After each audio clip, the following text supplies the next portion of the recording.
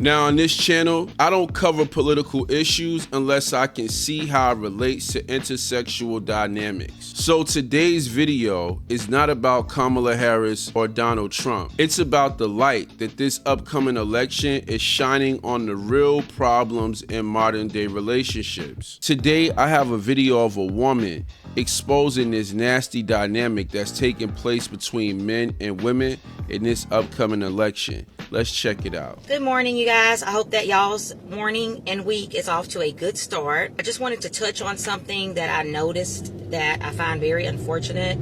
I see that there are a lot of women who are actually falling out with the men in their lives because these men refuse to vote for Kamala Harris.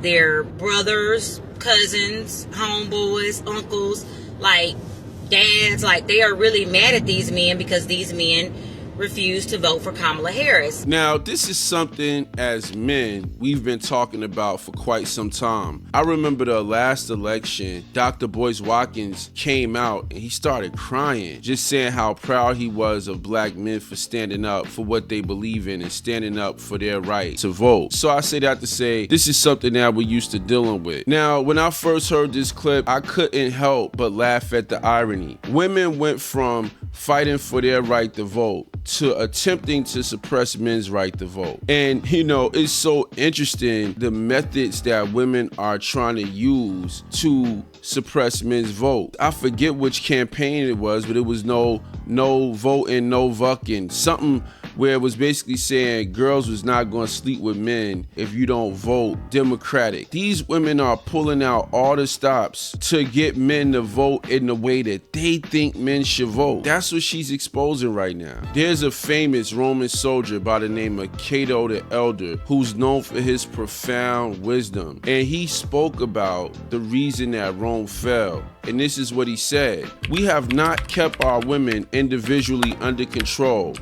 We now dread them collectively." So essentially what he's saying is that since we haven't been able to keep our women under control on an individual level, intersexual dynamics, we now dread them collectively. That's powerful. I actually saw a video on here, and I do edit the video, but TikTok took it down because it violated community standards because some of the things that the people in the video were saying. But there was a young lady that actually wished unaliving on a young man because he refused to support Kamala Harris. How crazy is that? Women are out here threatening the lives of men who don't want to vote for Kamala Harris. This should be an eye-opener for so many men, right? And once again, I'm going to refer to what Cato the Elder said. Woman is a violent and uncontrollable animal, and it is useless to let go the reins and then expect her not to kick over the tracks. You must keep her on a tight rein.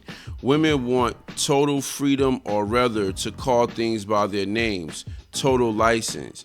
If you allow them to achieve complete equality with men, do you think they will be easier to live with? Not at all. Once they have achieved equality, they will be your masters. He says in the very beginning, woman is a violent and uncontrollable animal. And you see that right here with the violence that this woman is spewing. We always try to make it seem like women are not violent. Studies have shown that women are warmongers more so than men are. Studies have also shown that domestic violence between lesbian couples is much higher. You want to take a man out because he won't vote the way that you think he should vote? But guess what that means though? Whether we know it or not, all of this comes from not being able to individually deal with our women. So now we dread them collectively. When we fell for the trick in America of equality, we automatically made men submissive to women. And I just feel that's not a wise thing to do, to alienate your protection, you know, your warrior class. It's just not wise to do that, because when November comes and goes, there's going to be a backlash from one side or the other. If Kamala wins, there's going to be a backlash from the right.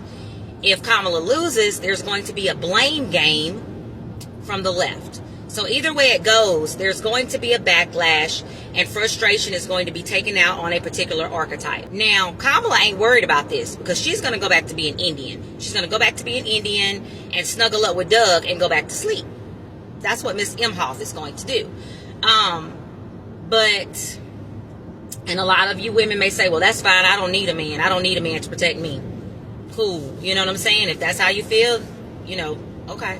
But I just don't think it's wise to alienate our men or tear down our men or push them away from us because they refuse to support a candidate that we want to support. First and foremost, I want to give a big shout out to this sister for saying what she's saying, which is, women, get your mind right and cleave to your man and stop cleaving to these political agendas, because at the end of the day, these people have a family. They don't care nothing about you. I appreciate her saying that, because as I'm getting ready to show you right now, there are so many women who have a different view, more geared towards tyranny. Would it be a problem if your spouse, your man or your girl is voting for Trump and you're on the Kamala side? Does that matter to you? Let's start with you, Lauren. Does it matter to you? Yes, it matters. I don't know. I wouldn't want my kids to be like having to pick a side between mommy and daddy. I don't think it's picking a side. Me and my wife have the same political views, but I wouldn't have a problem if my wife leans towards something else other than something else. That wouldn't define our relationship. I'm not ending my marriage or my relationship based off of that. Charlamagne?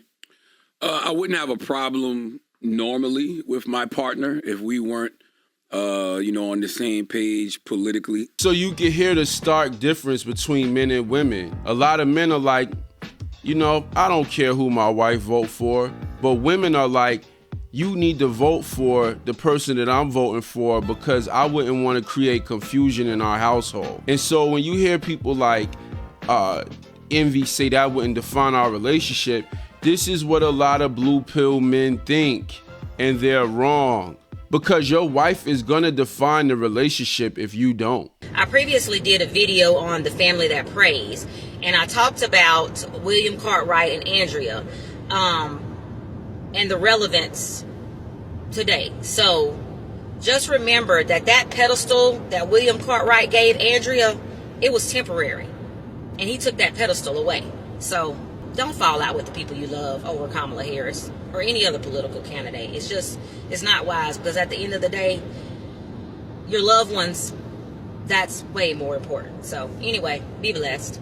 Once again, I just want to give a big shout out to this woman and all the women who think like her, because at the end of the day, we need more women to cleave to men and listen to men if we want to correct the issues that we have in our society. Now, a lot of women don't believe that we have an issue, but I'm here to tell you one of the major issues that we have is an issue of order. And whenever things are out of order, it cannot last for long, because there will be a great fall. When we see the breakdown of the household, when we see the absence of male leadership, a large part of that is due to the fact that women do not want the guidance of men. And this is why I brought up the quotes from Cato the Elder earlier. And here's a quote that I want to leave you with from Cato the Elder. He said, all mankind rules its women, and we rule all mankind, but our women rule us. And this is exactly the situation that I believe America is in. So to all the women out there, you need to be adopting the mindset of this woman. And to all the fellas out there, if a woman is not adopting the mindset of this woman, leave her alone, because at the end of the day, it's gonna be a war in your own house because she won't follow your guidance. It's not about being right or wrong about Kamala Harris or Donald Trump. It's about having order. And when you have order, you can have trust. And even if the man is wrong, you're gonna do better off by following him than you are by not following him and being right. And this level of thinking is something I don't believe many women get. Your leader does not have to always be right, but for the sanctity of order and progression, you have to follow that leader. But who am I? It's just like in the Bible when it says spiritual things are foolish to worldly people. This order that God set out, which is God over Jesus, Jesus over man, man over woman, woman over children, it actually works. But like I said, who am I? If you like this video, I have more videos similar to this one. just click the link down below and I'll see y'all over there. Peace.